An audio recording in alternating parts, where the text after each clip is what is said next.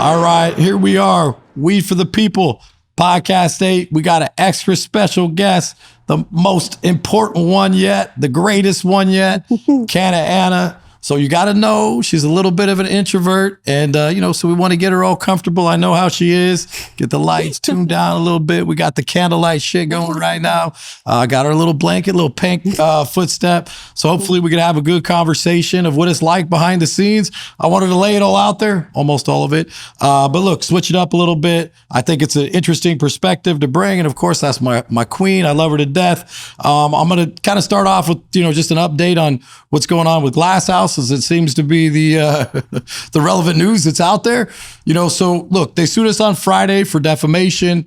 I think most people would be like, damn, man, I just got sued for defamation. These motherfuckers trying to get me. The way we take it is now we got discovery rights a little bit faster. So we worked over the weekend, compliance, everybody, our attorney, shout out to Jeff Augustini, fucking beast mode savage. And we smacked Glass House up with 4 sets of discovery requests by Monday afternoon. By Tuesday, we had Metric. By the time this airs, DCC is going to have theirs. And there'll probably be, at least some political consultants that end up getting dragged in. I say that in, the nicest way possible, or maybe not so much. Look, this Glass House situation, it's complicated. I don't believe in black and white in this world. And I also think that inaction is one of the most common actions, and people think inaction's not an action. Inaction, the status quo, is a motherfucking action. And it's one of the most common actions that people take, and they take it by mistake in business and in philosophy or whatever you're trying to accomplish. So, sometimes you're in a situation where neither decision is great, but, reading the tea leaves, just seeing where the industry's going and turning into kind of a crony capitalism situation, blind eye treatment, my feeling was, and I feel strong about it, is that we had to stand on it. And look, I know some people like to put their thumb in the air, see which way the wind blowing. I never lived my life that way, right? The idea is, hey, let's stand on what we believe in.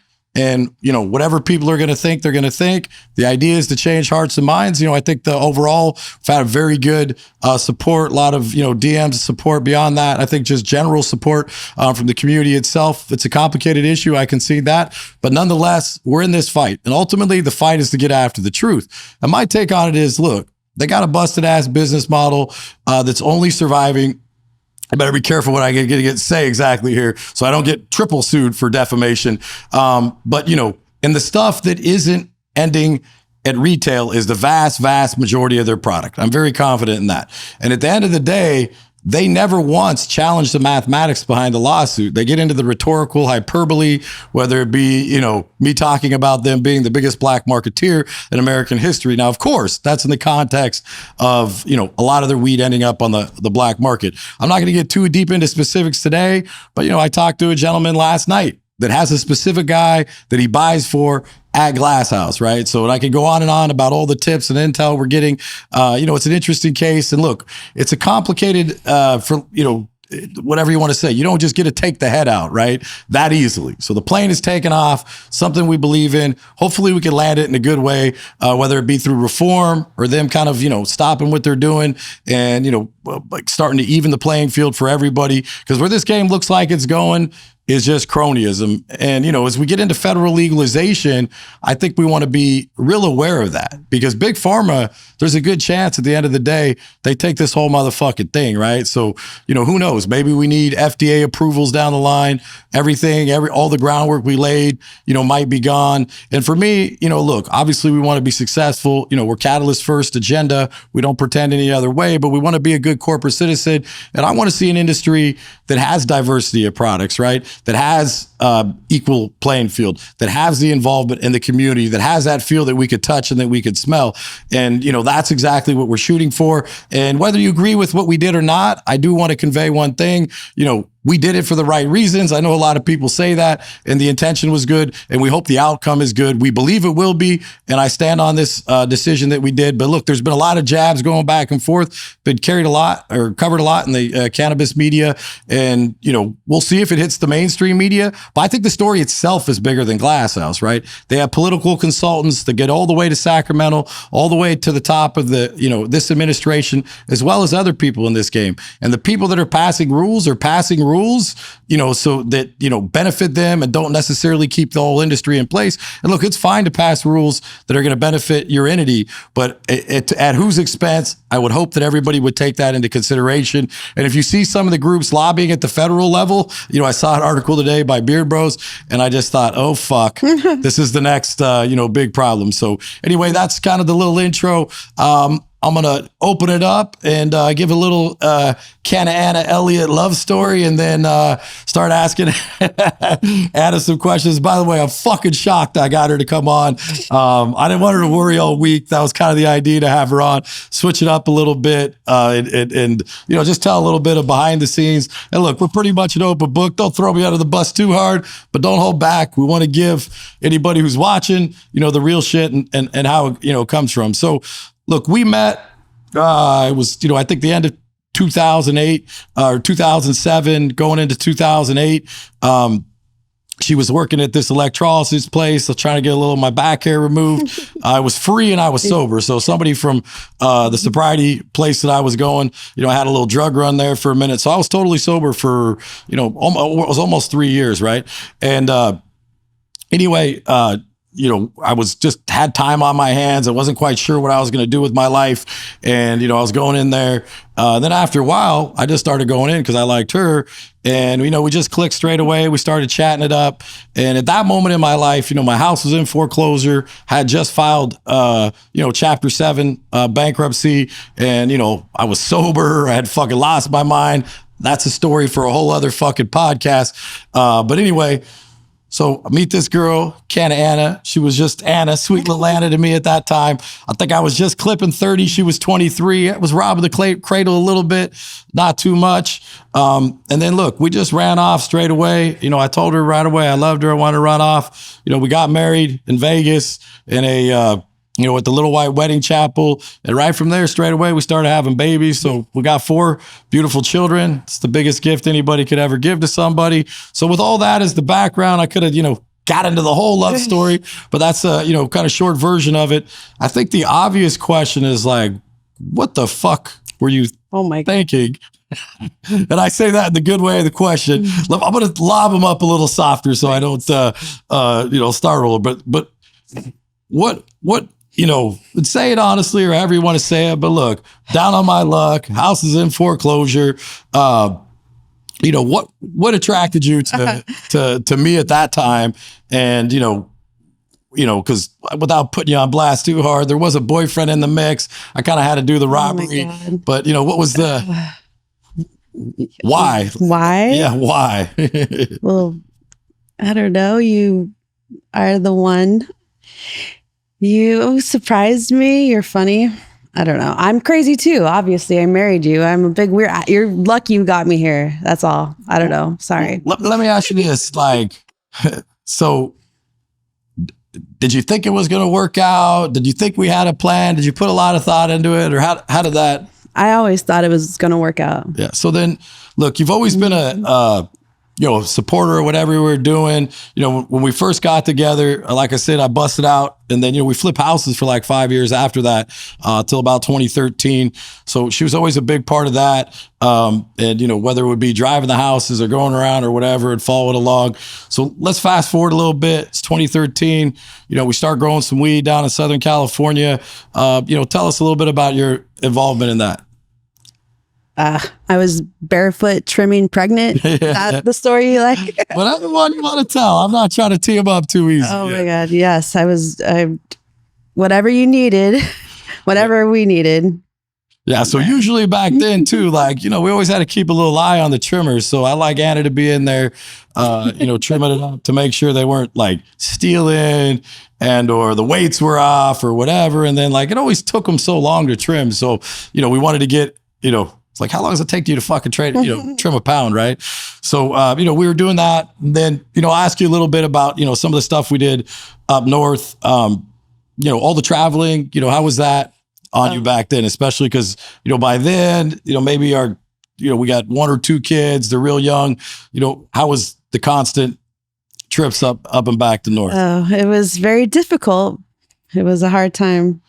So how did you manage? Sorry. Come on, longer answers. It's good. You'll be fine. Just let it rip. Like we're just sitting here. Let's take it down. Oh, God. Like we're just sitting and laughing and smoking a joint, watching a podcast like we were last night. Please, you don't have lights on me like You got that. the lights. You got the whole thing. Okay, it was hard. You were always up and down, the low man on the totem pole. Yeah. Can we do that one?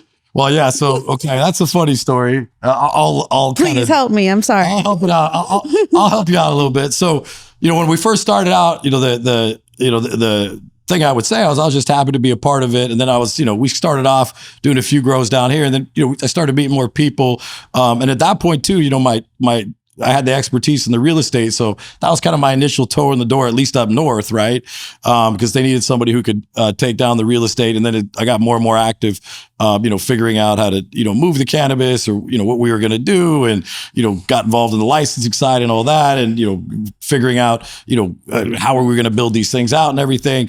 But, just knowing who I am and kind of where we gone, just doing whatever I could back then to be, in quotes, the low man on the totem pole. Like, how do you think that fits into, where we've gotten today? It's everything. That's how you've lived your life. And that's the reason why we are where we are. You never stop. Even when I would cry, wanted my husband, you would tell me it'll be worth it. And I think I still tell you that. I still cried. I still wanted to. All right. I'm going to, before we go to chronological history.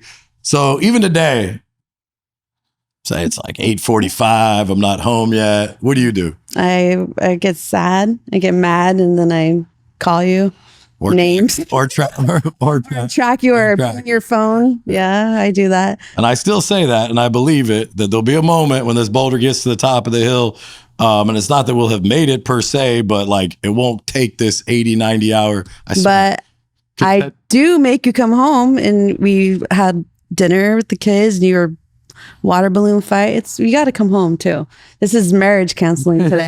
You got to come home. I got you. Thank you. No, so we do our best to keep it, a good balance on it and whatever, make it happen. So, I want to tell one kind of funny story that she was a part of early on, or not that early now. We're just, this is maybe, I guess it's 2020 by now. So we're COVID hits, right? And, whatever, I'm not going to make a commentary on the whole entire COVID thing, but, we got to stay open. The market's hot at that point. Obviously, it's a terrible thing. God rest everybody's soul who lost somebody. But, at that moment in time, we're trying to build a business. So, there's a little breakout at the east side that we call it, which is actually having its 3-year anniversary tomorrow, which when this airs, will have already happened. So we're real proud. Exciting. Obviously we were kind of born as connected. So, we've been around for a while, but Catalyst is a brand. It's only 3 years old as of tomorrow. So I'm really proud where we've taken it in 3 years. So at this time, I think we had just, been Catalyst. And, the east side is, kind of milling around, and they don't know what to do. They're going home because there's a breakout and everybody wants to close. So tell us a little bit about, that story. You called me and you said they're closing east side. And I said, well, you were going to be the receptionist. And I grabbed Lupe, my best friend, Lupita the legend, shout out. And we went over there. We were bud tenders and we worked the front desk, and then we did stickers on the back. Yeah. So, and I think a lot of people sometimes, because I'm out there, I'm the, face or whatever, Anna dropped some heat today, which we'll get into later, but, and she's got her definitely, comes out of that empath show, but, it was important to us to not close the store. And then anytime there's, I think, something that's been, critical that like, and look, we could have closed the store for a day or two and nobody would have, died or whatever, probably a bad metaphor, but nonetheless, at the end of the day, like, we don't ever want to send the message when you're, a startup and you're building a company all the way down onto the troops that we're capitulating or that we're quitting. And everybody knows even today, like, keep the motherfucking door open unless it's absolutely necessary that we close. So, shout out to Lupe and Anna, who rolled through and came in. So I thought that was kind of a cool story to throw out there. Let's get into, some of the more intense shit that we've been dealing with lately. So we got this whole Anna situation, right? Where, it started, and we've got into this on some of the podcasts, so I won't get into the whole chronology other than it's fucking clear targeting and corruption. So the question I want to ask you is, yo, baby, from your perspective, getting dragged into a 3-day trial with the ABC, what does that feel like, right? Because you're just kind of cruising along, rocking your motherhood, we're doing our thing, and then next thing you know, we're scrapping it up in court for 3 days. Well, before we got to the court, just putting everything we did to get to where we were for Anna's and for Pine, it was heartbreaking. It hurt. I'm already don't trust people. Obviously, I'm a kind of strange, a weirdo. I belong in the cannabis industry. I love cannabis. It makes me feel better. But the 3-day trial, I was hurt. I was broken. Like seeing the hidden video of me, one of the happiest moments of my life. It creeps me out. Like Big Daddy government is watching, and it's creepy. So that's how I felt. Yeah, I mean, creeped out. It's next level shady bitch ass shit. Like, you want to go to war? Come on and come and get me. Targeting somebody's wife is just weak ass shit. And I could get into the chronological details of why. We are getting the transcript, and we're about to come over the top on these motherfuckers. And at the end of the day, we're going to come and get justice. But I think what happened at Anna's, and look, that's in case of anybody who's watching that doesn't know, we've redeveloped the entire downtown. We just had our grand opening of the market next door. I don't want to say the entire downtown, almost the entire 400 block. So we got Anna's on the corner. It's the only bar for about 8 blocks, bar and restaurant. It's a really cool place. Shout out to Curtis. We got the market open. Working on a clothing store. I don't know why they're getting in the way of that. We got the dispensary to make us haters. We even put our headquarters down there. So any objective person that's watching would say that's a good thing, right? Why do you think it is that they don't want to see Long Beach get better? Is there because we're not towing the party line, or what's going on? Because they can't take credit for it. That they rather us fail. It's that simple. No, it's pretty fucked up. So it's really fucked up. At the end of the day, and by the way, I never uninvited anybody to anything, but fuck them all. You didn't get to come to the grand opening Anna's market. All you did is cock block and get in the way.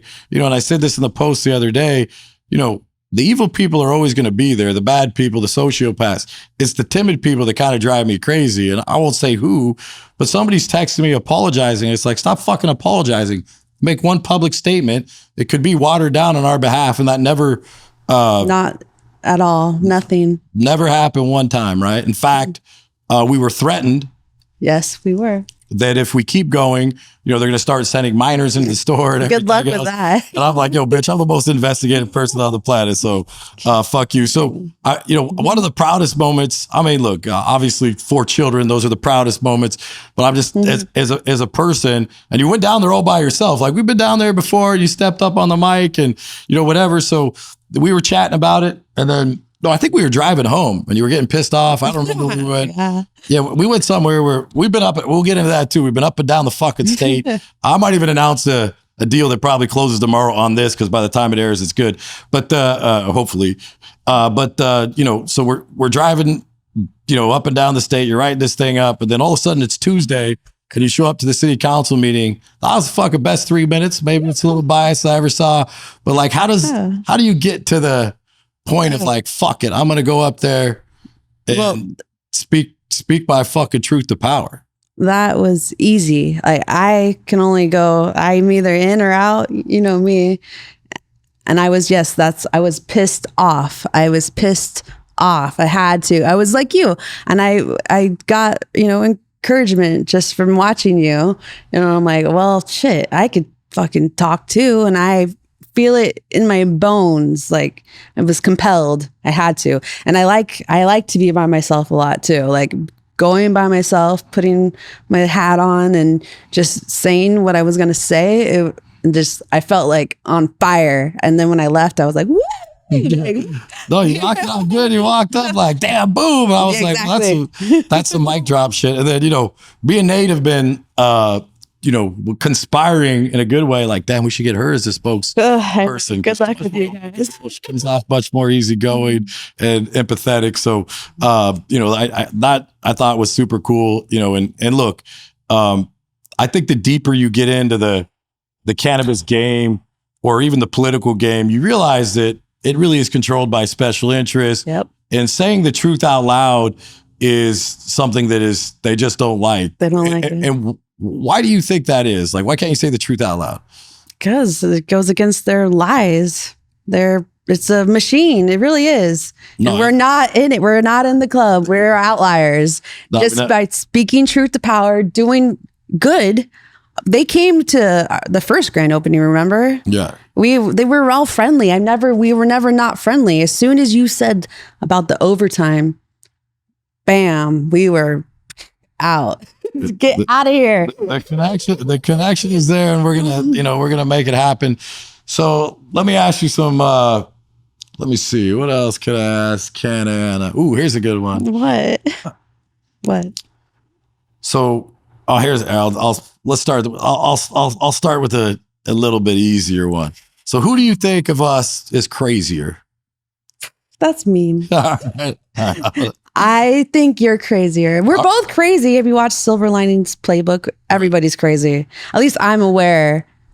You know what I mean? I think we're pretty self-aware of our personalities. Yes. Like I know I'm going to need a blanket. I know I cannot wear headphones. There's no By the way, you got it all teed up. I already knew what you were going to need. So before you even asked, I was like running out of here. In the headphones, you got a blanket. They got the pink thing. I was thinking like a fluffy couch. It's like something with the, even sometimes at night, like the bright light on my phone, everything's got to be off. So I know the routine. I'm on the spectrum. It's cool. It's cool. all good. Not a judgment. So which one of us do you think's meaner? I know you think I am meaner. I just asked you the question. I think my discernment is, you have really good discernment, but you just sometimes try and it's gotten my discernment. Ask my mama. Since I was a little girl, like I could call them out left or right. I just feel it. I'm an empath. Like you said, I can feel the energy. I can tell. And you've been married to me 15 years. Tell me about my track record. No, she's got a good track record of discernment. I'll tell you that much. So we could have saved ourselves a lot of trouble. Some people early on we did deals with that she didn't like. And she's got a lot of I told you so's. Anybody that knows me knows that that's a true thing. All right, I'm going to ask a fun one. So how many people do you think you've caused to be terminated? I don't know what you're talking about. Are you kidding me? I'm kidding. That would be another discernment thing. Yeah. Well, look, we'll discuss everybody and how's it going and whatever. And, just to put it out there, she's got a lot of say-so and how it goes. I think cause to be fired was a little bit of a harsh way to put it. Yeah, that's fine. But having input, look, I have to terminate people. It's part of the thing. So look, let's switch over to today. Why not? Let's just go to today. I think it's interesting. So we watched this. Well, let me tee it up a little bit. We watched this podcast last night from First Smoke of the Day. They have Glass House on. It's kind of interesting. People are talking about it. It's like, all right, let's watch it. So what's it called? Pantheon. Yeah. Pantheon. Yeah. Yeah, whatever it is. So it's on a thing. It's like got a paywall, right? Otherwise you got to wait. So I wanted to see Patreon. Yeah. So I wanted to see it. And I was like, all right, just figure out how to get it. Cause I'm an idiot. Then we'll watch it. And then we got it. We're like, oh, this is cool. We're going to watch this. So, we set it up on the iPhone and we got the Postmates. Like we were in the zone. Right. So anyway, just to give it a little bit of preface, I did talk to Cody earlier that day, right? Don't know him super well, but it was a very cordial conversation, 30 days or 30 minutes. And, we talked about maybe having Glass House on the podcast and trying to, do something with them. I think they're going to duck, but I'll say this, if they come on with bells and whistles. And the way he kind of asked me, well, just to put it out fairly, I heard they weren't going to show, right? So never have I asked to be on anything in my life, but because they weren't going to show, I was like, all right, this would be funny if they don't show. And I think eventually maybe they canceled and then showed. I don't know exactly what happened. I don't have the details, but when I heard they were going to show, I was like, I'll show on their behalf, right? Yes. So that was the ask. And then, after they kind of went on, I was like, well, I'm not going to be thirsty and come back around. So he put a comment in, very gentlemanly. It's a cool comment. We chatted it out. I said, hey, DM me, we'll chat it up. Right. So we kind of talked about, what it would look like maybe to do something on First Smoke. So anyway, we watched the podcast. It's an interesting podcast. I might get into a little bit of it here with Anna, but I will ask her opinion, first. And so what'd you do after we were done watching the podcast? I asked for my money back. You asked who for your money back? On the comment on your post to the God pack or whatever. Right. Pack of gods or something. Yes. Yeah, you got it close enough. Yeah. That I can't believe I just spent whatever $15.99 a month. I have to cancel this for that slobbering embarrassment. So let me ask you this. It was an infomercial. I've had a cordial conversation. I'm sorry. And I'm not trying to get into it. But look, you're your own voice. The last thing I would be is the biggest hypocrite on the planet to say, hey, don't say this or don't say that. And it's funny, Chris Ball was on, I'll get into this one a little later. I think it was 2 weeks ago. Oh. And we actually, I think, have similar stories in this regard. So your free speech, in so much as like, it might not, in my world, fit into my perfect strategy of how I would have approached it. Mm-hmm. How do you make those work, the balance of that? Well, it was just like when I went to City Hall. I felt the same. I was compelled. The nothing but love and this kind of those guys. I'm sorry. It was they keep claiming they're the culture and doing the gatekeeping type thing. I couldn't help myself. Another one of those. What do I do when you do that? What do I do? You go, that's my girl. Let's go. You should go. I'm not going to fucking try and stop it. You get in the way of that shit. So, look, and I think that it's important that we all get our own voice, and that, I would never, just because I happen to be, more out front or outgoing, want to drown out her voice, especially because it's an empathetic voice. It's a different voice, and it only comes out once in a while. So like, I don't want any of it. I hate it. But yeah, when it comes out, it comes out with. Okay, so then that's it. You woke up this morning and I'm still mad. Kind of getting ready. And I'm actually going to the bathroom. I'll put it in the nice way. And you're kind of walking in. Well, Shay, I'm going to do it. And I'm like, I'll go ahead. I'm not stopping you. So tell me about the process of, you put a post up today about the whole situation. The process was another, I was pissed off, and I felt like they were going to trap you. You're my husband, dude. You're my family. I can't get trapped that easily. I know. I wish good luck. You would slice and dice them. They're freaking just listening to them. They don't know very much. They don't ask the right questions. I think maybe certain of the knowledge that they could have used is just to jump into the topic and get away from the Anna perspective of it. Certain of the knowledge it is very esoteric, and you got to kind of be on a certain side of it, and just to even be aware maybe of the right follow-up questions that I think should have been asked. But I do think that, like, getting into this, I don't think cannabis we want to have become cancel culture. I know it's rich coming from me, and I'm going after. I'm not trying to cancel anyone. Just giving your opinion. I just wanted my money back, and I watched one other episode with the Nelson, the poetry plant, and he's brilliant. He's brilliant, and I watched them, but the way they're a little arrogant. I could feel it. I'm an empath, like you say. The arrogance oozed out of them, and I just don't. Not my style. It's not my thing. Hey, drop it. I'm not going to stop it. I'll say this. It was cordial. I don't know the other gentleman as well. I heard he's pretty, I hear all good things about him from the people that know him. But it was interesting, for, Anna to be out front doing. I was like, I'm not even dropping anything now. Maybe talk about something else. We'll let that girl do her thing. Did you do any other cuts on that? Was that your first cut, or how did that play out? I did a few cuts. The first couple cuts were like Elliot style. Oh, yeah. My mom would not like that.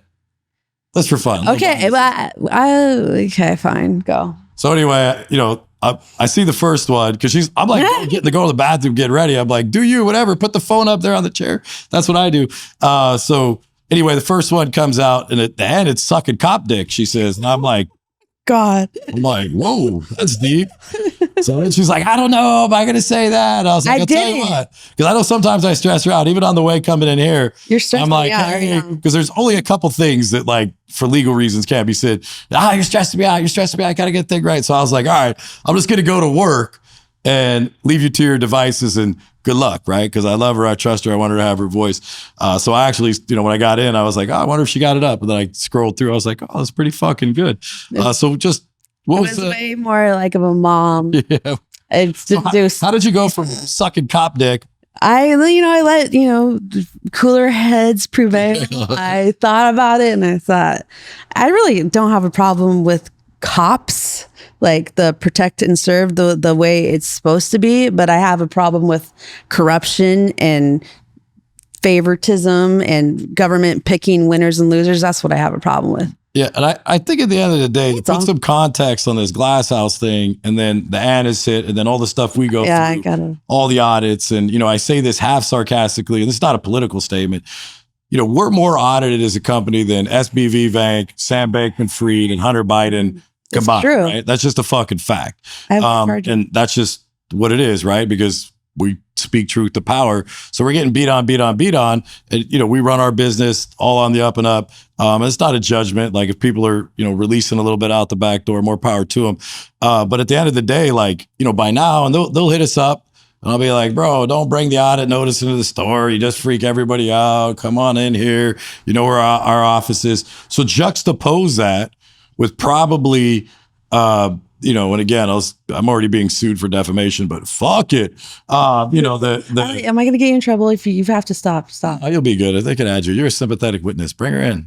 Whatever. It's community property anyway. I don't give a fuck. Go. Do you think I can? Really bad. We'll clip it out. All right. But for now, fuck them anyway. No. So, whatever lost my train of thought. Sorry.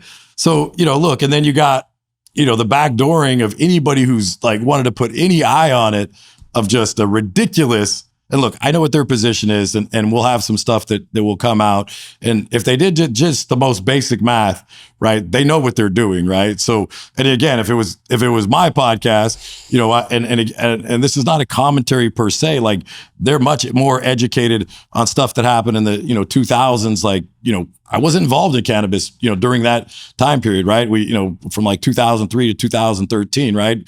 Did some stuff in the, late 90s and then got back into it in 2013. So as far as like legacy goes, like, I'm not the legacy guy that knows every strain from, the 2000s. Like, I don't claim that, right? So when they're interviewing on those topics, super interesting, they know their shit. We just happen to be, really interfacing with the political, cannabis stuff. So I would have been able to ask the follow-up questions, which to me were like, why the fuck are you putting up 1 million feet of canopy right now? Didn't you do the math, right?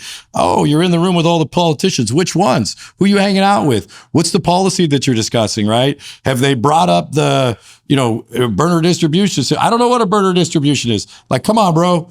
You know what it is. Oh, we did math. And by the way, their math was, and I'm not going to get in a rabbit hole there, but they're taking the total amount of canopy, which most of those grows never got open.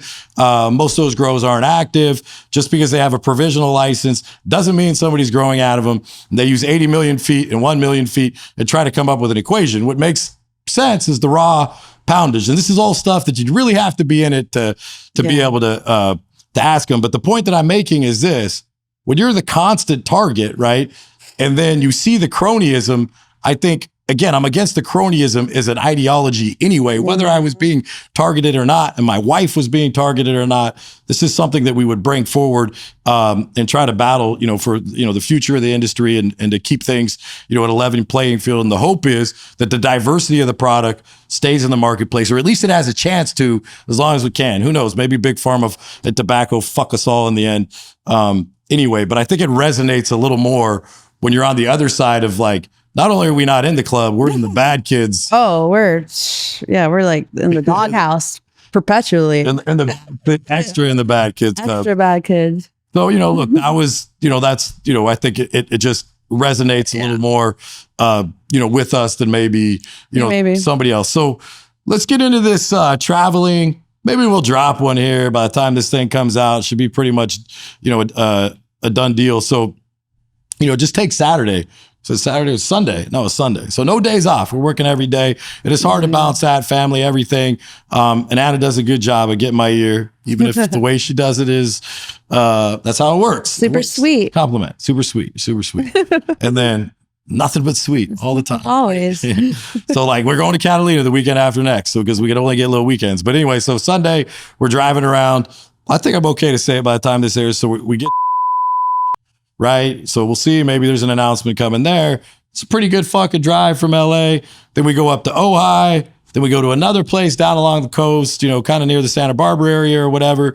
So that's all stuff we do together. It's an 11-hour trek, you know, and mostly I can get her to drive because if I'm driving, she gets mad because I'm distracted. And honestly, I want to be working. So like, how is it to do these work vacation, you know, kind of things? Like that one was just a drive all day. Usually what I'll do when I knock it out of the park with it is like, hey, we're doing an opening in Watsonville and then we're going to go to Marina and then we'll stay up there for the weekend. How does that work? This last drive, it was a beautiful drive. Oh my God. I like driving. It's not bad for me. So, and you're there on your phone. I'm a captive audience, except halfway distracted. No, you'll listen to me. No, I will. I'm important to you. Of course. So do you like that part of it? The chase, trying to close these deals? I just like hanging out with you. I'm like just happy to go. I'm like a puppy. Just take me for a ride and give me a little love. I'll be happy. Like things surprise you. You know, sometimes too, before you do a deal, the important thing is, super important thing, and is actually said it to these guys, like, you know, hopefully we'll make something work. There's a few things that need to happen. But, you know, halfway through chatting it up, you know, we just start smoking weed together and we realize like, hey, we're on the level and maybe this is something, you know, that we want to pursue because we feel like we could do the deal together. But, you know, I could say this, I've probably seen more of the state in the last 2 years. You know, obviously I know the LA area really good. And, you know, I lived up north in Berkeley when I went to school there. But, you know, the traveling all the way through the Central Coast and all the way up and down the coast. I mean, it's kind of a different world out there. And we've got to see a lot of parts of the state. You know, how's that been? It's been a lot of fun. It's been exhausting. But oh my God, what else would we want to do with ourselves? And then we get to go hang out with the kids in Catalina. We're like, life's good. So no, Central Coast. Every place we go, I want to live here. I want to live here. I just dream about living somewhere else. You do want to bail out. I can hear it. Yeah, I'm always ready to bail, but whatever. So let me ask you this: what's the best part? I'm going to start it the other way, so we could get to the best at the end. What's the worst part about me married to me? Just the stress, and it's not. I don't blame you. I gave that up. I blame everyone else. No, just kidding. The stress of the targeting, my family, it's a lot of stress. The stress is honestly, it's a stress, guys. It's a stress. So if we're being honest, like I try to hold it in pretty fucking good. Even if I'm being stressful, I don't want to leak it out because that's kind of what a bitch ass man does. Every once in a while, I might leak out a little bit, but because I think of the way that my wife is built, or whatever you want to say. The fact that I'm in it and I'm, you know, now she got dragged in it, obviously even deeper and deeper. So this is like, there is no me. Yeah. Right? One flesh. Right. We're together. But when I'm like, let's say I'm grinding all day, I come back. I think even when I'm holding it in because of her just the way really good, you know, spidey sense or whatever you want to call it, the empathness, she's able to, you know, pick up on it. Yeah. No. And that affects you? It does.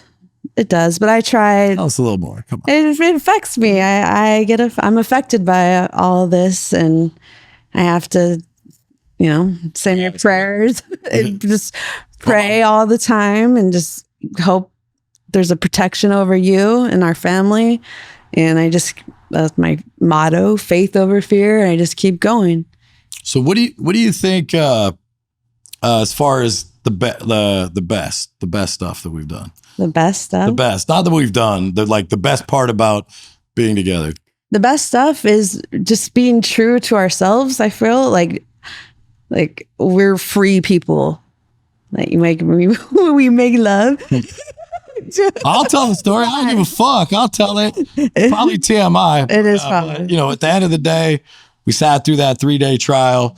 And it was a lot, but we didn't ever fucking bend a knee. It was like, no, we're not taking no punishment. My deal's an apology and a fucking 0 days, right? And we'll see. It's with the judge. We'll see how it plays out. And, this might be too much information for a podcast, but we came home, we were actually, I think I had Wayne on that day because I'm wearing a fucking shirt. Why am I wearing the blue shirt? Oh yeah, I came straight from court to here, which is how these things, generally happen. Like we don't get the prep or anything. Usually call guys on the way here just to figure it out. So we roll in. I'm actually smoking a little weed at the end of that one, just to unwind. And we have a good night, whatever. And at the end, we're making love or whatever. And like, I'm just kind of doing the little dirty talk, like, yo, we're fucking like free people, making love like free people. So my thing is like most fucking of these people that are living, they think they're fucking like free people, but they're not. They're not living like free people. And I think despite the fact that we're very different, I think, whatever you want to say, emotionally or personality wise, we both believe in faith over fear and living your authentic life. And that doesn't mean you get it right all the time. It doesn't mean that you have all the right answers, that every move that we ever made is the right move. But, I do think like the common ground that we sit on, and look, there's a lot of it. I think philosophically, we're very well aligned, is that, right? Which is no matter what, like, I'm going to live as a free person. And I think my wife feels the same way. And every once in a while, look, you got to make, whatever, a concession or whatnot. But, no matter how big the situation, my general opinion is like, fuck it, let's go. We're jumping out of the airplane without a parachute. And if that's what it's going to be. And she's right there with me. Sometimes she's like pushing me out. Like, fuck it, like, nope, you're not doing that. Fuck this guy. So, it's, I think that part of it has been gone, but that was fun. Like we were just making love and I was like, we fucking like free people right now. Like, what's up? And it kind of like made the moment. I don't know. That's probably too much information. Well, 3-day trial. It was all that tension. That's really what, that was my favorite part. No, but really though, being free and just living, but that like walking. All right. So what are my best 2 tricks? What are my best 2 tricks in marriage? Like, I only have 2 really that work on a regular basis. What are? Yeah. What are they? They are. You give me weed and then we have sex. Yeah, basically. Pretty much making love. Give me that thing and I'll read that again. So, like I said, I can't ever figure it all out. Normally I'm like half in the doghouse. It's mostly a time thing, right? So I got to get my time right, get in, get home. But like, cannabis helped me in my own life, but where it's really helped me is, and then even before coming on here, like, yo, you need to smoke a joint right now. So at the end of the day, that's like my little secret. I don't know if it's a secret. I'm probably not the first person to come up with it. But I would say the sex and the weed, like, you can't really be that mad after that, right? And, anybody who knows this well knows I call her Wild Horse Saw. I am. I do the little hissing sound. I'll rein her in, but tell me about that. Let's do that. What? So like you're pissed off at me for whatever. I came home at 9:30 and didn't pick up my phone because I had a late meeting or something and whatever it was. And I walk in, now I got to break through the ice. It doesn't. But you don't think you're gonna let me break through? I know every time. How do I get through it? You usually probably do the wild horse thing. You look at me. I love you, dude. You make me laugh. You'll make me laugh, and I used to, when I was younger, want to stay mad at you. Just I'm mad at him. But now, I want to not be mad at you. I want to get to the next part and let's like have some more fun. So ninja kicking right there. All right, so let's figure this one out. How far do you think we could take this? What do you think? What do you and look, like I said, on a good day, whatever, we could get 5%, 8% of the market share here in California. I think that would be a tremendous accomplishment. And as we go into these cities, we always want to give back and uplift those cities. Catalyst Care is an important part of what we do, along with just, treating our workers good and being a partner with labor. If you had to make a bet right now, just fucking for fun, what are we going to do in California? What you think? I think we're going to be the top California for sure. That's what I believe. We're creeping up on it. I feel it. It's coming. I won't say who. I actually had a friendly text exchange with him today. There's probably only one left that we're chasing. They're a juggernaut. and I chase them with respect. With respect. But it's always good to have a little something that we got that we're. I need you to have something like that. that we're chasing. All right, so I'm 45 now. I mean, if you want, I won't say you look great. I'm 39. Okay, I'm proud. So let's just call it I'm 50. Okay. How do you hope I just want a little condo in Catalina, honestly. Nice. I'm simple, and then I'll be happy always. Oh, yeah. Yeah, my thing would be, look, just maybe take it down a notch, maybe, who knows, 5-10 years, but keep it going, though. I really hope this company outlives me. Oh, yeah. Weed for the people outlives me. Maybe that's super aspirational. No, I always hear guys with the exit strategy. That's, I just want to build a great business, right? And then from there, do something. And, really as we get resources, which, sometimes is money, and a little bigger platform or whatever, it gives us the ability to effectuate change. So, you could say and do whatever you want, but, the truth is that, with the ability to expand, Catalyst, the footprint or the platform and the ability to effectuate positive change gets bigger. I mean, just look at what we did, in downtown Long Beach. And as we go into other cities, we're bringing, some of that same sort of, fire and passion. That'll be our legacy, baby. Hopefully. Our babies. I know it. All right. So I'm going to throw one over to you. Talk about anything you want. Talk about anything I want? Yeah, just do a fun one. How dare you? How dare you? Do a fun one. You are. Yeah, do a fun one. Just so you can think of anything. I can keep asking you questions. Okay, I'm sorry. Do a fun one. What's your favorite? You gonna ask me questions? Memory of me. You're the favorite of all time? Yes, go.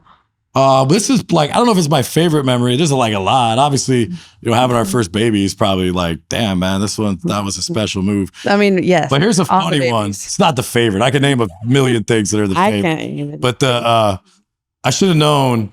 And so, like, if Anna gets hungry or tired, you're fucked, right? You're just fucked. Even when we're on these long journeys, I'm like, shit, we got to get this girl some food. I see her. She's starting to go. Like, she's got to be fed. And don't get too tired. So I should have known when we ran off to get married in Vegas, we were trying to get back to the hotel. It was a quick little ceremony. It was actually sweet. They do it. It was very sweet. They were like going to pick us up in like one of those limos that they had, but it was already out. It was basically just a shuttle. It's like one of those old 30 ones. Yeah. And by the way, it cost us like $150 or something, and we rocked it out. So but the limo was out, and she was hungry, and so she was like kind of falling apart. And like at this point, we only really been together like 3 months, 2 months. What were you thinking? What did I just marry? So we were like, fuck it. We took the bus, which we probably, if we just waited for because it was like downtown Vegas, which is obviously different than the Strip. By the way, good sign was we had a slot machine, so maybe that was like while we were waiting to get a bathing suit, kind of random story. Mm-hmm. But that's when I learned, like, don't get her hungry. And we would rather get on a bus that probably took us 3 times longer. Oh, yeah. 100 stops to get. This is walking. We were making friends on the bus. They're like, you just got married? We're like, yeah, fuck it. We're on the bus. Like, let's get it. That's us, though. Come on. Yeah, no, I remember getting off the bus, too. And you like bumped into a lady on accident, and the woman said, "Hey, excuse me." And I remember I got crazy. I remember because I was like, well, that's what I was going to say. So I was going to say that one, which is this. What? So, people attack me sometimes, right? And, like, generally, like, doesn't really bother me. If you don't come after the character or, whatever, like something that's serious, I'm pretty thick-skinned about it. A lot of times I think it's funny too. You are. But you, on the other hand. I love you. I can't handle it. But like, so how does like, whatever, you're going through, put up a post or something and there's, the fucking haters. By the way, any real motherfuckers out there? I don't think I ever banned anybody from my page. Maybe like 2 people in 3 years, right? If you're just doing nothing, I'll take all the negative comments. You could tag me in anything. As soon as you're limiting your comments and your tags, I'm like sus, right? Oh, 100%. Super sus. But like how do you respond to that? How do I respond to that? Yeah, are you like a troll or what would you say? Oh, I'll be a troll. But it's not. Is it really trolling if you're like, I'm Anna Lewis and I fucking agree with everything? And I approve this message. A troll is one of those burner fake accounts, that have like 5 followers and they have no picture. Well, that's the other thing. Like, at least do it in your own. Right. It's like, whatever. At least do it in your name. I respect you doing your name. I have more respect for sure. And then, like I said, I think in my life, because I like to keep the free speech going, and I don't want to ban people off my, page. I'm not even exaggerating. It's probably 2 or 3. Yeah. It has to just be like you're not even engaging in a debate. Yeah, you're just like. It's like, all right, dude, you're gone. Move along. I can't even think of the last year I don't think I've even done it once. It's very, very rare. And to me, it's actually, you want to get that feedback, negative or positive, so that you know, like, okay, well, certain people think this, certain people think that. I'm an intel guy. And it's more of like a ghost to you. Fuck you. You did me wrong. I'll block your telephone number. I'm like, well, I want to know if they're texting me. So, whatever you're up to, I might know. In my world, just go away. You're not even a real person to me anymore. All right, so tell a story about maybe that somebody wouldn't know. What? Come on, we gotta get some shit out. I got 8 minutes left. Oh, it's that long? It's that long? Well, it's the lights. Just kidding. All right, so just maybe something that people would know that happened. It's been 15 fucking years. There's probably a bunch, but now you put me on the spot. So. All right. I won't put you on the spot. If you think of it, I'll then drop that down. Yeah. So you pretty much told everybody everything we ever did. So. I don't know. That is kind of that's the name of the game. That's a funny one. All right, so let me see. What do we got here? Trav. Oh, yeah. So Chris is here. Anna does this really bad. Really bad. It's kind of funny. So I had Chris here. And his queen was in the audience, and we were kind of yucking it up on stage. Super charismatic, fun guy. Oh, he's awesome. It's a good episode. He's great. This is, funny part about Anna. So like, we were busting up because the same shit happens with us, which is like, we'll be out and about at an event or whatever or something, and somebody does something a little bit off kilter, or they come at it a little incorrect, or somebody we don't know. But my thing is like, hey, I'm just gonna play it cool, keep my thoughts inside my head, and rock with the poker face a little bit. So yeah, my poker face is bad. Yes, that's what's charming about me, though. It's charming. It's not a put down. I'm just laughing about it. I'm not good at poker. Not good. But whatever. I live my life the way my face. The way the face shows. Oh, it is funny. So we had that little laugh, which was like, man, they're, that to me is just something that, and it's like, at this point, I'm like, whatever, do your thing. Same thing on the free speech thing. Like, maybe I would have said it a little bit differently, or wouldn't have been as overt about it, but it'd be pretty fucking hypocritical. Come on, you. Well, I was just, let me get to the next fucking stage, which was, I would be a hypocrite, a big fucking hypocrite, If I was like, hey, don't say that, don't do this, don't say that. Yeah, that's my God-given right. Yeah, I'm an American. I get free speech. Free speech, it's a real thing. I love free speech. So then, let's think of some closeouts here, as they call them. Some closeouts. You got any some shout outs? Any shout outs? No. So, well, we should give a shout out to the little ones. Let's talk about the little ones while we got a little bit of time left. So, just run through all 4 of them and what they're doing. Okay, we have a 14-year-old daughter, and she's going to high school, Kendra. And she graduated from junior high. Crazy shit. She graduated. I got there, fucking compartmentalized, enjoyed the whole thing, super proud of her, went and testified in our case, right? Yeah. Which is like the constant shit that's always hanging over her head. It's basically our life all the time. She's awesome. She's our only daughter. She's the perfect girl. And she's a good girl. She's like her mama. She's got a big heart. And I just want to make sure. She's the easy one. She's the easy peasy lemon squeezy. And then we got Broxton, who's a brainiac, little smart. He's like me, an introvert. And we like to do Legos together. And then we got Parker, who is little Elliot. And he's 11. Track, yes. He's funny. And then we got little Nico. He's 7, and he'll be in 2nd grade. Coming up, and he is like our little cool part mascot. About Nico is all the moms love him. It's like Mr. Popular everywhere. He's like me too. He doesn't want any of it either. No, he's like cute and cuddly. And it's not that he's overwhelmingly outgoing. Like Parker's super outgoing, kind of got the little alpha thing going on. Nico is a little shy, but he's just got such a disposition that he's always all the happy. moms want to squeeze him and hold him for a play date and do all that. It's sweet. So mother of 4, queen, husband of Catalyst CEO. How, like, if you got a message to put out there, how do you make it all work so that you're living a good life, stay vibing up, and you're able to keep it all in balance? Because, I'll tell a cool story. All right. So we went, like I said, Grover Beach. We'll see what happens there, all the way down through the 101 on Sunday. And so then we were gone Saturday and Sunday sometimes I'll be gone, but we were both gone Saturday and Sunday because we had the Anna's opening. And so the next day, then you stayed with Nico. Oh, yeah. You get a little lonely. I miss him so much, my heart. Go down, you stay in Nico's room all night. Oh, yeah. No, I knew I needed him probably more than he needed me. No, he stayed in his room. I don't know. I think they need you pretty bad. Oh, they need me so bad. Ugh. I'm happy to be home with the kids and the dogs and just like live a peaceful life. I'm happiest at home. I like being home, and to get through business, all this driving and all this stuff. I roll with the punches, but you know me, I say my prayers. I give it to God. Honestly, that's how I get through. Like every time I feel so overwhelmed, it gets to that level where I'm just like, oh my God, I want out. So in the old days, there was a little bit more money in this game.